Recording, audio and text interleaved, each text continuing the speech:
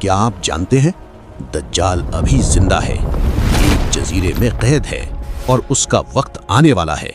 نبی صلی اللہ علیہ وسلم نے اس کے بارے میں اتنی تفصیل بتائی جتنی کسی اور فتنے کے بارے میں نہیں بتائی۔ آج جانیں دجال کی پوری داستان۔ دجال ایک انسان ہے لیکن غیر معمولی انسان۔ نبی صلی اللہ علیہ وسلم نے اس کی پہچان بتائی۔ داہنی آنکھ کانی ہوگی جیسے پھولا ہوا انگور، بائیں آنکھ سے دیکھے گا، پیشانی پر لکھا ہوگا کاف فا را، کافر۔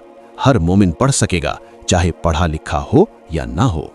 نبی صلی اللہ علیہ وسلم کے صحابی حضرت تمیم داری رضی اللہ عنہ ایک جزیرے پر پہنچے۔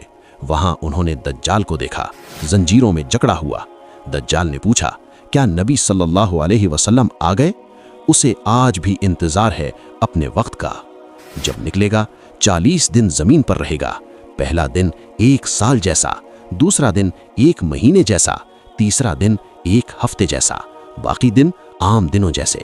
ساتھ جنت اور جہنم ہوگی، لیکن اس کی جنت جہنم ہوگی اور اس کی جہنم جنت ہوگی۔ کہے گا میں تمہارا خدا ہوں، آسمان سے بارش برسائے گا، زمین سے فصل اگائے گا، مردوں کو زندہ کرے گا۔ بظاہر پوری دنیا میں پھرے گا لیکن مکہ اور مدینہ نہیں جا سکے گا۔ فرشتے ان کی حفاظت کریں گے۔ اصفہان کے یہودی 70,000 اس کے ساتھ ہوں گے۔ حضرت عیسیٰ علیہ السلام آسمان سے اتریں گے۔ دمشق کے مشرق میں سفید مینار پر 2 فرشتوں کے کندھوں پر ہاتھ رکھے ہوئے دجال بھاگے گا۔ حضرت عیسیٰ علیہ السلام پیچھے جائیں گے۔ لد کے مقام پر دجال مارا جائے گا۔ نبی صلی اللہ علیہ وسلم نے فرمایا، سورۃ الکہف کی پہلی 10 آیات جو یاد کر لے دجال کے فتنے سے محفوظ رہے گا۔ اور مکہ یا مدینہ چلے جاؤ، دجال وہاں نہیں آ سکتا۔ دجال اب تک کا سب سے بڑا فتنہ ہے، آنے والا ہے۔ نبی صلی اللہ علیہ وسلم ہر نماز میں اس کے فتنے سے پناہ مانگتے تھے۔ اللہم انی اعوذ بک من فتنۃ الدجال۔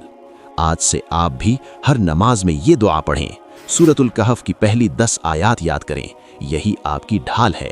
اس ویڈیو کو شیئر کریں اور فیتھ لینس سبسکرائب کریں۔